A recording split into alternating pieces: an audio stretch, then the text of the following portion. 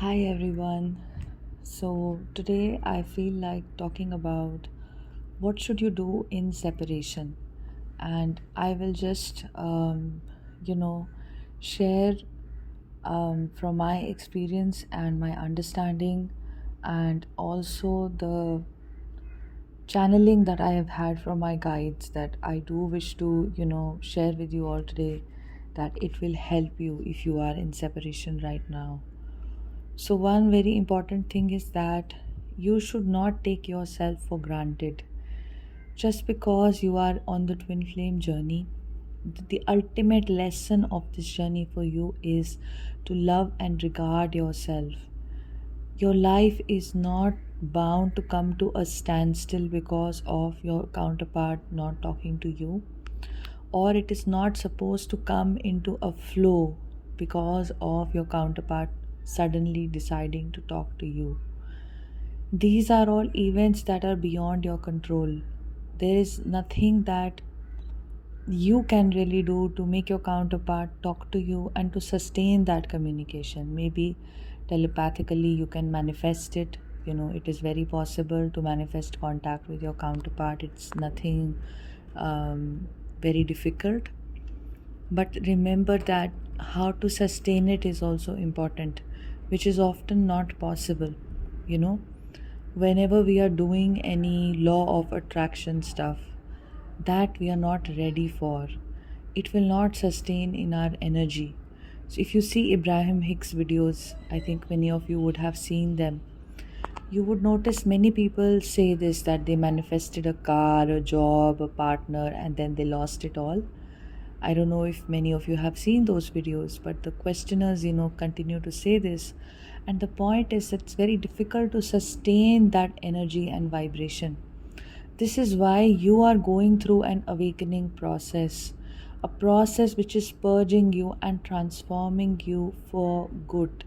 Permanently, you are transforming your energy into a higher state, into your original divine state. You are being restored back to your original divine state through this journey. Okay? So never take yourself for granted. What does that mean? Instead of focusing on your divine masculine and what they are up to in the physical world, stalking them online, or trying to decide, trying to wait for them, like waiting for them, thinking today this will happen, tomorrow that will happen, day after tomorrow it will happen. Instead of being in those energies, if you have been in separation, then you understand that those energies don't benefit you. But living your life, not taking your life for granted. You, as a soul in your body right now, what do you want? What do you want to do to be happy? What makes you happy? How can you love your life more, love yourself more, be present with people around you more? It's not about being obsessed with your twin flame, it is about being obsessed with yourself and the life that you're living, creating the life that you want, irrespective of the presence of your counterpart. This is coincidentally where your counterpart will also meet you. But if you stay in waiting and your focus remains on them, then you create a very tight space for them, from which they can feel very overburdened, and they can feel very, upset. And it can be very exhausting for them, to be in that space, to continuously have your energy and your attention and focus on them creates an imprisonment for your counterpart. Okay, you have to release your counterpart from that imprisonment. And how do you do that? When you start to release yourself, from the imprisonment of your thoughts as well, in some sense living your best life irrespective of your mind, and the obsessiveness that comes in with the mind. To take a step back from that is very important. And one very important thing, that you can do to take this step back is to meditate, continue being present in the present moment, and go deeper into self love. How do you go deeper into self love? Look at the triggers that come up for you. You are aiding your ascension if you heal your triggers. Your ascension will happen irrespective, but to aid the ascension, some inner work is important and essential to cut down the time period of that the ascension is taking. This is, the blessing we have as conscious beings on this journey. So a little bit we can do. That also we have to do with the intention of not being the doer, asking for support always, and that support will only show you the areas where you need to work. So this is very important, and understand this, that your higher self and your guides will show you what inner work you have to do. You will align with the kind of inner work that works for you. Okay, you will align with the meditative practice that you need. You will align with any kind of an inner work exercise that you're doing, whether it is to balance your chakras, or it is to attend workshops, to attend various programs, to go through various experiences. Your dreams can guide you about your inner work, so you can continue to be alert and aware of what you're being guided to do. Okay, some videos can really make sense to you, and in those videos you can find something that resonates with you deeply, and you may want to start doing that. Anything of that sort. And when you start to then do that kind of inner work, it pays off a lot for you. You love doing that inner work because you see such transformation happen into you through that inner work. Okay, remember, I was just reading this small booklet that I bought some time back, and this is basically about a few booklets from a small exhibition that I just happened to have uh, gone to in a different city that I was traveling to in the month of June. And this has small booklets, of messages of Paramhansa Yogananda. And I was reading this book on the guru disciple relationship. It was really resonating with me beautifully. And there were things there about the ego, that was so prominent. That how the ego always keeps you in, your comfort zone. The ego always keeps you in a trap of your likes and your dislikes, and your compulsions, your emotions. And only when you are connected to the divine or the divine source in any way or form, herein you're connected through your twin flame journey with the divine, or you could be connected to your guru, you could be connected to any divine form, your spirit guides, anything that is prominent for you. That divinity opens that space up for you to finally let go of the compulsions of the ego. So the inner work that we say, there is a term in India which is called sadhana, meaning something that you're doing every day. Every day you're doing some meditative practice. It doesn't have to concern your twin flame. It is for you. Okay, every day you are taking out that half an hour, 20 minutes, 45 minutes, 15 minutes, whatever, to do something for you, which is elevating you, which is anchoring you in the now, which is anchoring you in the divine. But you have to do it. The more regularly you do it, in time you will start to realize that the divine aspect of you becomes stronger and more powerful to be able to overcome the ego aspect of you. And what is this journey about? You have to release the wounding of the ego. You have to create a distance from the ego. What is ascension about? Ascension is basically when your kundalini energy gets awakened as it passes through, your chakras to meet, the topmost chakra. Okay, when we say the Shakti is finally going to unite with the Shiva at the top, she passes through so many of these blockages of the chakras. Okay, every chakra has a certain blockage. Your root chakra could carry insecurity, your unfamiliarity with the planet, or just a sense of like not being grounded, not having money, or having financial problems, lots of health problems related to root chakra. Your sacral chakra could carry blocks with your sexual expression, your creative expression, how you meet the world.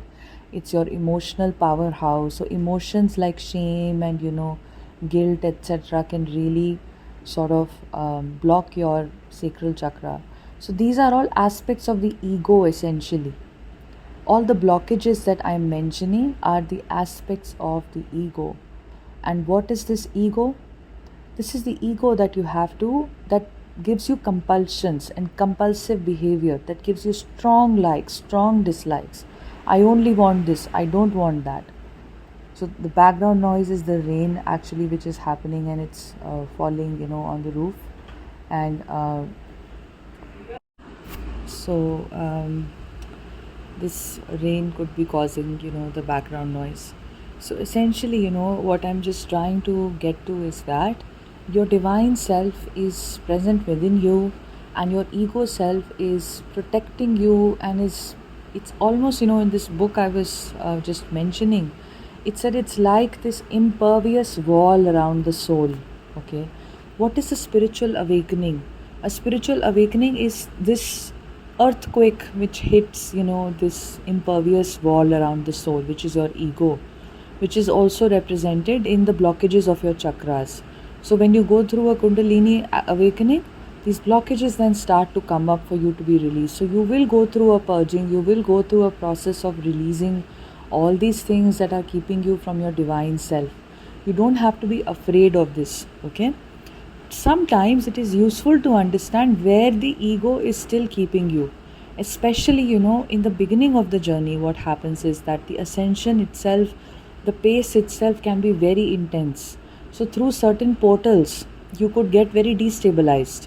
You would have noticed when you were just ascending in the beginning, a new moon came, an 8-8 portal came, a full moon came, or any kind of a planetary conjunction that happened, retrograde of planets, especially of the recent kind, which was causing a lot of cloud of illusion and all of that. That tends to, impact you very, very highly, because you're ascending and you're very sensitive. So it's very important to have a ritual every day which keeps you in your place, because you are anchored in your divine self, and your divine self is beyond your body. And because it is beyond the body, it is not impacted by the things that the body, which is coming from the earth, is impacted by. Remember this, your divine self is not impacted by planetary movements and by, portals and such. Okay, it leads to more purging for your ego. So sometimes it is very useful if you are anchored, in your divine self, through some daily meditation practice, that you've been doing consistently. You will see that the impact of these outside events will be very less on you. It's so important. I can't stress enough as to how important it is to be like that. The more you are regular with it, the more benefits you will also start to see, because that is you anchoring in your divine self. Okay, and the ego can create excuses and say, I don't want to do this today, I don't want to care about my body, I don't want to care about my mind, I don't want to care about this, and I want to stay in my comfort zone. Because any threat which is going to be presented to dissolve the ego, to dissolve the status quo, is what it will resist. It's very survivalist and it's very fear based. Okay, but anyway, I know that this can be triggering for many people. And yes, sometimes in this ascension journey things get very hard, and you need rest, you need sleep, you need to just, get like a lot of rest and go through intense periods. You will know that you are the best judge of that. You don't have to listen to anybody to tell you when to rest and when to tide through a difficult time period that you may be experiencing. But if you are seeing, if you're nearing the end of that dark phase a little bit, then I would urge you that you start grounding yourself in something that you do not miss, and you are very regular with something, like a spiritual practice that you're doing every day, because it will help you in the difficult periods. You will not have the lowest lows anymore. To be in that energetic balance is what, you're aiming at. And for that, the highest highs and the lowest lows from the outside should not impact you so much, but you should be able to tide through all of that. That is an indicator of your spiritual strength. Many of you will resonate with this, that how you were earlier when you were very impacted by everything going on the outside, but now you're up at a place where you're less impacted. You're more in yourself, you're more in your energy, you are more in your power, right?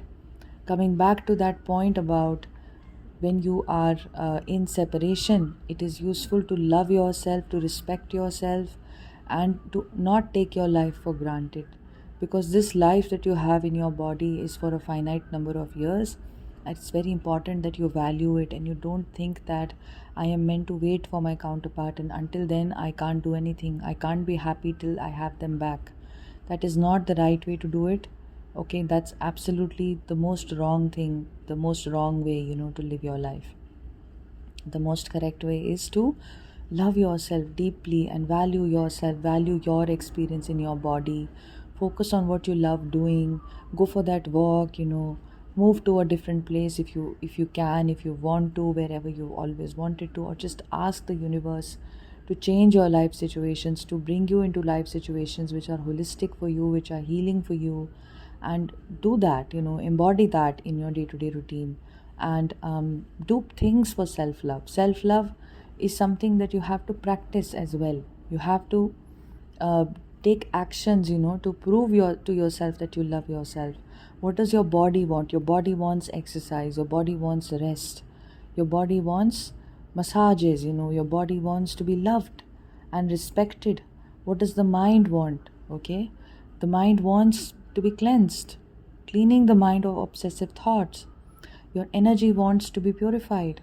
So going into, doing various practices to help purify that energy. Being in nature is purificatory. Just by being in nature you're purified. So spending more and more time there, this is important for you. Doing the things you love doing. If there are hobbies, there are passions, there is a soul purpose that is coming up for you, anything that's calling you. You want to write, you want to paint, you want to go to a certain place, you do that. You live your life to the best of your ability, to living your life, doing things which are making you happy, cooking, the food you want to cook, and just doing things that you enjoy, basically. Not stopping yourself, and at the same time not forcing yourself to do anything that you don't want to do. Having your inner guide tell you what to do at all points of time. But try not to be too focused on your counterpart, because that is, like I mentioned, an energy which is like an imprisonment for them, and it will not attract them back for sure. And when you start to pull your energy back to yourself, into the things that you love doing, living the best life, being happy, looking at why you're not happy if you're not happy, right? Doing that kind of work for yourself. The spiritual work you do is for you, it's for your ascension, it's for your growth. Okay, doing all of that is what is going to take your mind off of your counterpart and give them some breathing space, and then they can be in touch with how they feel about you. Okay, so this is just important to understand the context about why you should not be so focused on your counterpart, but bring yourself out of that and instead invest your energy, focus, and attention on yourself, living your best life. You are a complete life in yourself. You are not incomplete in any way or form. You are not supposed to live half a life because your counterpart is not around. As it is, many of you would have experiences of even having your counterpart around and being in communication, and still not having that experience of a completeness of life. Because the completeness of life is first experienced within you. It's always present. You just have to get in touch with it. And God helps you get there. Your communication with God, your communication with the divine aspect of who you are, in any way or form. It's not about religion, it's not about belief, it's not about any of that. Being in touch with who you are beyond this, body, mind, and these emotions and these continuous thought processes, this continuous matrix, the truth of your existence. If you can spend more and more time inculcating that, it will become easier to navigate this journey. It's very important, in fact, that you first form your connection with your divine self, with your divine, the divine forms that you are experiencing around you, that is also your nature. The more you go into that, the more automatically your actions will align, the more you will do things for yourself, because you are divine already. Okay, and the less you will be focused on the 3D person of your counterpart and all of that. You can just use this affirmation also, that I am in union with my twin flame. Because what does this do? It makes you, stop those thoughts about what will happen, when will union happen, how will it happen. Giving this affirmation and repeating it when these thoughts come will also help you ground, and will also keep you out of that chasing energy of thinking about them energy. When you already have something, you're not, in the desire for it. So, thinking and making yourself feel that you're already with your counterpart is important. You can do that. You can experiment if it works for you. Or just focus on your happiness. Don't take your life for granted. Okay. Write it down somewhere if you want to. If this is something that touched you, then write it down somewhere that I will value my life. I value my life. I value my time. I value my experiences. And no way will I ever, take my life for granted. My life is not in vain. My life has value. My life has purpose by itself. My life is a complete life by itself. Remember all of this, okay? Reinforce this for yourself and remind yourself of it every day so that you stay, in this vibration. If you feel guided to book a one-on-one session, my email address is imacompletelife@gmail.com. Currently, I'm offering three-part sessions wherein, I will explain to you more about how it works when you write to me. And these sessions, we also discover an exercise to go within and to get in touch with our true deep self, which is hurting, and we learn how to heal it. We do some healing work also within the session for sure. So, yeah, I mean, you can just write to me if you feel guided to do that. And as you all know, that there is a workshop which is happening on the 24th of September. So you can email me, to sign up for it. And the workshop is on your inner union and to bring both feminine and masculine parts within you together into a space of union. It will be guided by an expert.